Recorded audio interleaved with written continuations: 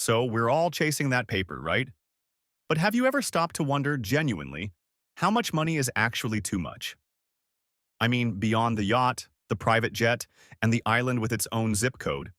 At some point, it stops being about comfort and starts being about, well, what exactly? Is it a high score in a game nobody else is playing?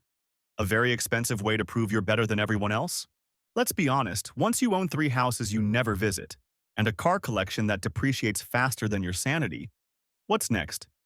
Do you start buying entire companies just to change their logo? Or perhaps fund a mission to Mars just because you can? The problem with infinite wealth is finite desires. You can only eat so much caviar before you just want a decent burger. And you can only wear so many designer clothes before you realize they all feel like pajamas anyway. Then there's the philanthropy angle. Oh, I'm giving back, they declare, after accumulating enough wealth to solve several global crises. It's like setting a house on fire and then donating a bucket of water.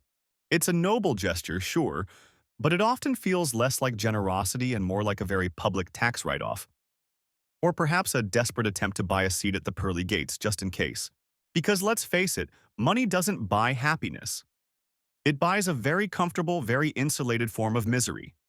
You're still you, just with more expensive problems and a longer list of people who want something from you. You might have a solid gold toilet, but you still have to use it. And I guarantee the existential dread hits just as hard on a super yacht as it does on a bus. Maybe even harder, because you have fewer excuses.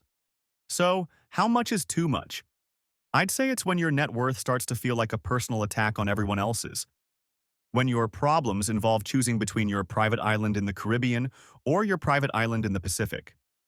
It's when you've accumulated so much that you've forgotten what it feels like to actually need something. That, my friends, is when you've officially crossed the line from rich to ridiculously, absurdly, almost comically wealthy.